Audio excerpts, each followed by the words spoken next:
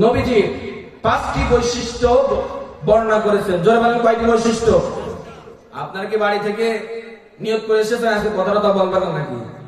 হ্যাঁ, একটু জোরে বলেন তো কয়টি বৈশিষ্ট্য? আরো জোরে কয়টি বৈশিষ্ট্য? আল্লাহ রাব্বুল আলামিন নবীজিকে 5টি বৈশিষ্ট্য দিয়েছিলেন। অনেকগুলো আল্লাহ রাব্বুল আলামিন তার মর্যাদা দিয়েছেন, তবে সূরা আহজাবের 45 এবং 46 নম্বর আয়াতে কারিমার মধ্যে 5টি বৈশিষ্ট্য বলেছেন। সেই জায়গা থেকে আপনাদেরকে আমি শোনাতে চাই।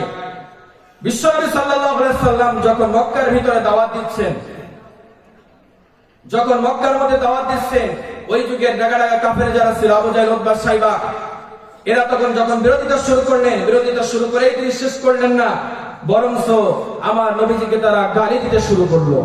জোরে বলেন নাউযুবিল্লাহ। সম্মানিত হাজিরিন আমার, নবীজি যেই সময়টায় জন্মগ্রহণ করেছিলেন অন্ধকারের একটি যুগ, সেই যুগ থেকে যখন আমার নবীজি মানুষদেরকে সত্যের পথে আহ্বান করলেন, ইসলামের পথে, সুন্দর পথে যখন নবীজি আহ্বান করলেন, শুরু করলেন, এই সময় তারা বিরোধিতা করলো, বিরোধিতা করে শেষ করলেন না, বরঞ্চ তারা আমার নবীজিকে বলতে থাকলো কাযযাব। তারা ওই সময়ও 5টি গালি নবীজিকে দিয়েছিলেন। জোরে বলেন কয়টি? জোরে বলেন কয়টি? 5টি গালি নবীজিকে ওই সময়ের কাফের যারা ছিল ওরা দিয়েছিল। ও নবীকে আল্লাহ রাব্বুল আলামিন যেন বোঝাতে যাচ্ছেন, ও নবী আপনি শুনেন, আপনাকে তারা 5টি গালি দিয়েছে, তাতে কি হয়েছে? আমি আল্লাহ রাব্বুল আলামিন 5টি মর্যাদা দিয়া আমি আল্লাহ রাব্বুল আলামিন 2টা আয়াতে কারিমা নাযিল করে বোঝায় দিলাম, তোমার আপনার মর্যাদা সবচাইতে বেশি। জোরে বলেন সুবহানাল্লাহ। তারা নবীজিকে বলেছিলেন কাযযাব, নবীজি হলো মিথ্যাবাদী। 2 নম্বর বলেছিলেন নবীজি সাহির অর্থাৎ জাদুকর। 3 নম্বর বলেছিলেন সাহির কবি, শায়ের কবি। নবীজিকে বলেছিলেন কাহির, গণক। নবীজিকে বলেছিলেন মাজনুন, পাগল। জোরে বলেন নাউযুবিল্লাহ। এখন বলেন তো, নবীজিকে যেই কথাগুলো বলেছিল, আজকের সমাজে এমন কিছু মানুষ কি নাই যারা আলেম ওলামাদেরকে গালি দেয়? আছে না নাই? সবাই কোন আছে না নাই? এরা রাজাকার বলে, এরা বিভিন্ন ট্যাগ লাগায় আজকে আলেম ওলামাদেরকে অপমান করে, ফাঁসির কাস্ট পর্যন্ত নিয়ে যায়। আমার নবীজিকে যেমনি ভাবে 5টি গালি দিয়েছিল, তেমনি ভাবে আজকের সমাজে গালি দিতে শুরু করে। ঠিক তদ্রূপ ভাবে নবীজি গালি খেয়েছেন, আলেম ওলামাও গালি খায়, আর আমরা কিছু মুসলমান বলি যা হচ্ছে হোক, তাতে আমাদের কোনো সমস্যা নাই। এমন মুসলমান আছে না নাই? ভাইরা আমার ভালো করে বোঝেন, বিশ্বনবী সাল্লাল্লাহু আলাইহি সাল্লামকে যখন গালি দিলেন, এবার আয়াতে কারিমা আল্লাহ রাব্বুল আলামিন নাযিল করে জানান, ইয়া আইয়ুহান নাবিয়্যু ইন্না আরসালনাকা শাহিদাও ওয়া মুবাশশিরাও ওয়া নাযীরা। জোরে বলেন আল্লাহু আকবার। আরেকটু জোরে বলেন আল্লাহু আকবার। আল্লাহ রাব্বুল আলামিন বলেন, হে নবী, আমি তোমাকে পাঠিয়েছি সাক্ষ্যদাতা, সুসংবাদদাতা ও সতর্ককারী রূপে। পরের আয়াতে কারিমা আল্লাহ রাব্বুল আলামিন বলেন, ওয়াদাইয়ান ইলাল্লাহি বিইযনিহি ওয়া সিরাজাম মুনীরা। জোরে বলেন আল্লাহু আকবার। আল্লাহ রাব্বুল আলামিন পরের আয়াতে কারিমায় 46 নম্বর আয়াতে কারিমায় বলছেন, আমি নবী, আমি আল্লাহ রাব্বুল আলামিন আপনাকে আল্লাহর রহমতে ক্রমে আহ্বানকারী ও আলোকযুক্ত প্রদীপ হিসাবে, অর্থাৎ আগের আয়াতে 3টা আর এই আয়াতে 2টা, মোট 5টি বৈশিষ্ট্য আমি আল্লাহ রাব্বুল আলামিন আপনাকে দিলাম। জোরে বলেন সুবহানাল্লাহ। এবার আসুন সংক্ষিপ্ত বিবরণী, কারণ অনুবাদ শুনলে কিন্তু একটি আয়াতে সবকিছু বোঝা সম্ভব নয়। কথা বলেন ঠিক কিনা? আয়াতের অনুবাদ এটা, হে নবী, আপনাকে আমি আল্লাহ রাব্বুল আলামিন শাহিদা, সাক্ষ্যদাতা হিসেবে পাঠিয়েছি। এখন কিসের সাক্ষী তিনি দেবেন এটা আমাদের জানা লাগবে, কারণ আমরা জানি সাক্ষ্য দিতে গেলে সেটা চাক্ষুষ দেখা লাগে। কথা বলেন ঠিক কিনা? কারণ আমরা দেখে আসছি, এটা দেখা লাগে, এটা আমরা জানি, কিন্তু বাস্তবতায় যেটা দেখি সেটা হলো 1975 সালে 80 সালে জন্ম, কিন্তু সাক্ষ্য দেয় 1971 সালে রাজাকারের সম্পর্কে। কথা বলেন ঠিক কিনা? জন্ম হলো 90 সালে, সাক্ষ্য দেয় 71 সালে। এমন ঘটনা আমাদের সমাজে আমাদের রাস্তায় ঘটেছিল। কথা বলেন ঠিক কিনা? তাহলে নবীজিকে কোন সাক্ষ্যদাতা হিসেবে আল্লাহ রাব্বুল আলামিন পাঠালেন, এটা আমাদের জানতে হবে, বুঝতে হবে যে আল্লাহ রাব্বুল আলামিন নবীজিকে 5টি বৈশিষ্ট্যের মধ্য থেকে শাহিদা, 1 নম্বর হলো তাকে সাক্ষ্যদাতা হিসাবে আল্লাহ রাব্বুল আলামিন প্রেরণ করেছেন। জোরে বলেন সুবহানাল্লাহ।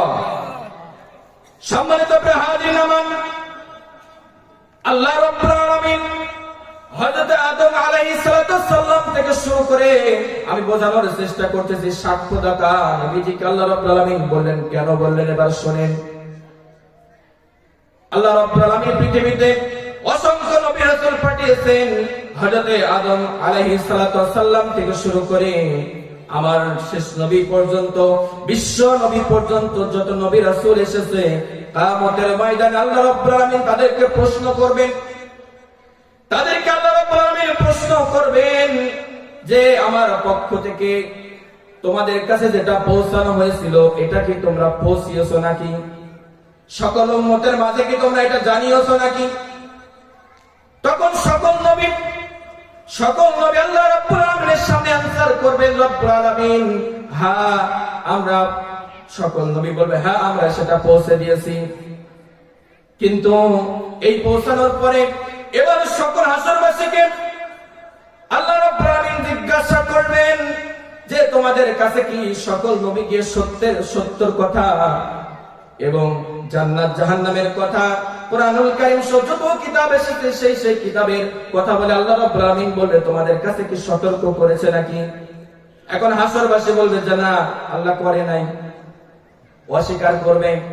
এবার আল্লাহ রাব্বুল আলামিন বলবেন সকল হাসরবাসী যত নবী আছে, যত রাসূল আছে তাদেরকে ডেকে বলবেন তোমরা বলো যে তোমরা পৌঁছাইছো, আর যত উম্মত আছে এরা বলে যে পৌঁছায় নাই, কেমন একটা ভেজাল লেগে গেল।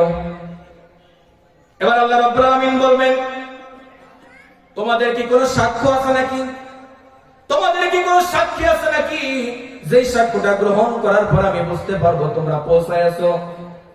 এবার যত নবী রাসূল থাকবে তারা বলবেন যে আমাদের সাক্ষ্য আছে, সেটা হলো মুহাম্মদ সাল্লাল্লাহু আলাইহি ওয়াসাল্লাম। জোরে বলেন সুবহানাল্লাহ। আল্লাহ রাব্বুল আলামিনের জন্য এ সম্পর্কে আয়াত কারিমা নাযিল করে বলেন ফাকাইফা ইযা জিনা মিন কুল্লি উম্মাতিন বিশাহীদিন ওয়া জিনা বিকা আলা হাউলাই শাহীদা। জোরে বলেন আল্লাহু আকবার। আর একটু জোরে বলবেন আল্লাহু আকবার। আল্লাহ রাব্বুল আলামিন বলেন যখন আমি প্রত্যেক উম্মত হতে একজন সাক্ষী উপস্থিত করব এবং তোমাকে তাদের বিরুদ্ধে সাক্ষীর উপস্থিত করব, তখন কি অবস্থা হবে? আল্লাহ রাব্বুল আলামিন প্রশ্ন করছেন ও নবী আপনাকে সাক্ষ্যদাতা হিসেবে যখন পেশ করব তখন কি অবস্থা হবে? এবার ভালো করে বোঝেন। হাসরবাসী বলল যে না পৌঁছাই নাই, আর সকল নবী রাসূল বলল পৌঁছায়ছে। এটা যে সত্য নাকি মিথ্যা এটার ব্যাপারে আমার নবীজি সাক্ষ্য দিবেন। জোরে বলেন সুবহানাল্লাহ। তাহলে এজন্যই নবীজিকে বলা হয়েছে সাক্ষ্যদাতা, তিনি সাক্ষ্য দিবেন।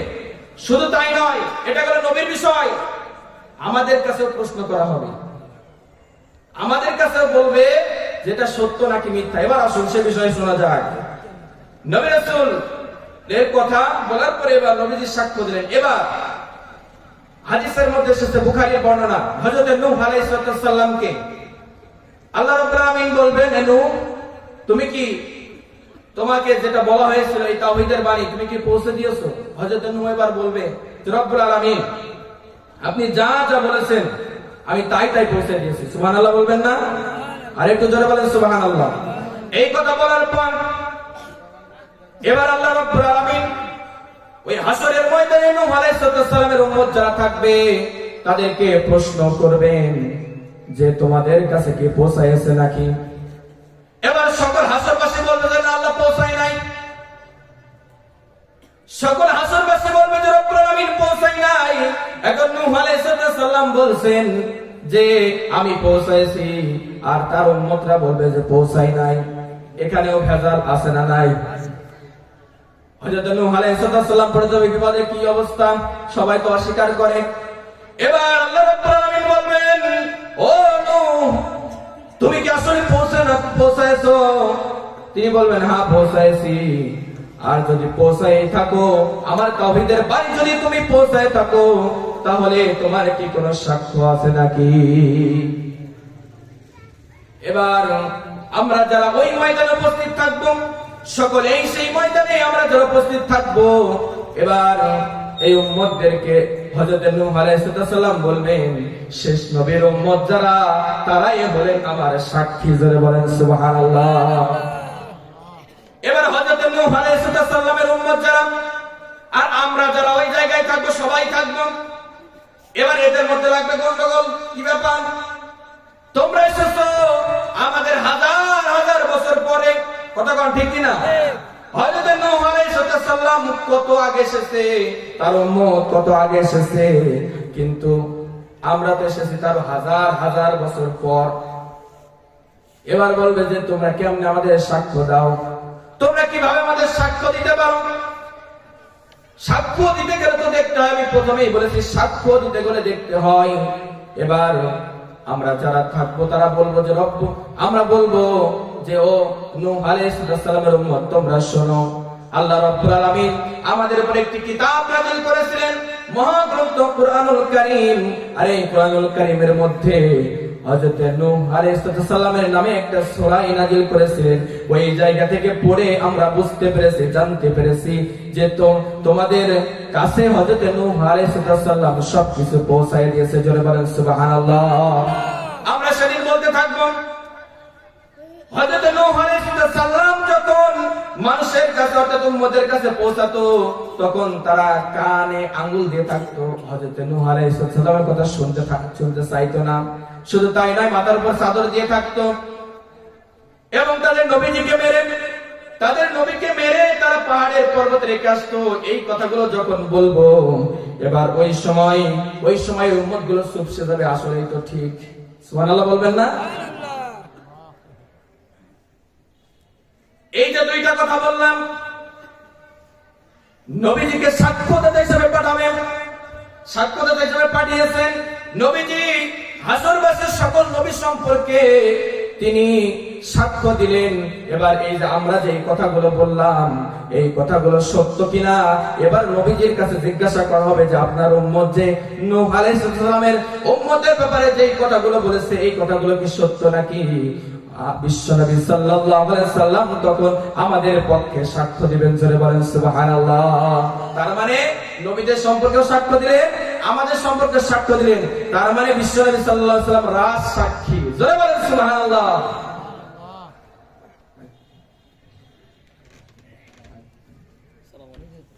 নারায়ে তাকবীর।